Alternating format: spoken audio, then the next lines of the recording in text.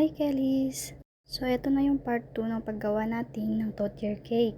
Crumb coat muna natin itong cake para maging sturdy siya. Para na rin hindi masama yung mga crumbs kapag isa second coat na natin. After ma-crumb coat, chinil ko muna to sa ref ng mga 15 minutes. Ang nakachill ang cake, magkulay naman tayo ng icing gamit ang Chef Master. Kung color dito ay gray. Chef Master, baka naman. Kulay naman tayo ng icing na color green. Ano ba? Ang gandang gamitin ng sugar king na to. Kasi kahit konti lang nilagay mo, kukulay talaga siya. Sunod naman natin kulayan yung base color ng cake, which is yung blue. Using grass tip, maglagay na tayo ng icing sa piping bag. Simulan na natin ang pag-frosting sa cake. Sa iba, ginagamit nila yung spatula para mag-icing. Well, sa akin naman, mas gamay ko yung ganito, yung gumagamit ng piping bag. Mas madali kasi siyang pakinisin pag ganito yung way ko. Kapag kasi spatula, hindi ko natatansya yung ilalagay na icing eh. Kung sa bagay, kanya-kanyang technique lang naman yan eh. Kung saan ka mas gamay, syempre yun ang sundin mo. Alam nyo ba, nung kakasimula pa lang namin, sa isang gabi parang isa o dalawang cake lang yata yung kaya naming icingan. Imagine buong magdamag yun as in hirap na hirap akong mag-icing nun. Muntik ko pang sukuan yung pagkikake business eh. Kasi naman ang hirap pala niya. Pero hayun, habang tumatagal, mas napapractice ko pala yun.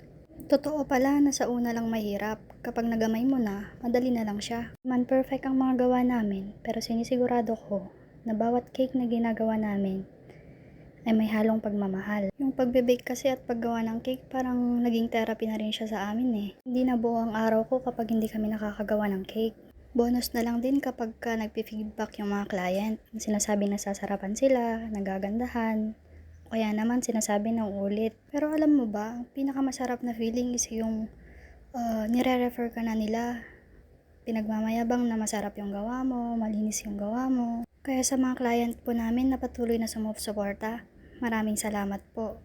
Sana po hindi kayo magsawa. Napaka-bless namin kasi sa dinami-dami ng pagpipilian, kami yung napipili nyo na gumagawa sa mga order nyo. Balik tayo dito sa ginagawa kong cake. Naglagay pala ako ng gray icing para malagyan ng bricks design.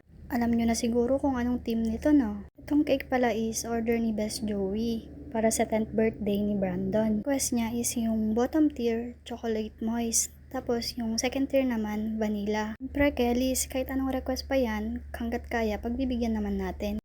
After ng bricks design, maglagay naman tayo ng grass design. Gamit ang grass tip na nilagyan natin ng icing kanina. Lagyan natin sa baba, sa taas, tapos sa top. Ano, Kellys? Alam nyo na ba kung anong team nito? After kong mag-type ng mga details, proceed naman na tayo sa mga toppers. After kong ma-layout ng mga printed toppers, bale, second naman yung gumugupit. Ayan, Roblox ang design. Naulaan mo ba? Ilagay lang natin lahat ng details. Ang hirap palang mag-voice over, no? Nauubusan ka ng sasabihin. Pero sabi nga nila, sa una lang mahirap.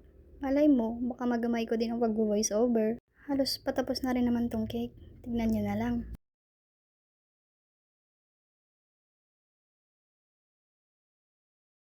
Bale, naglalagay na ako ng chocolate blocks dyan para dagdag design na rin. Ayan, tapos na. For watching po.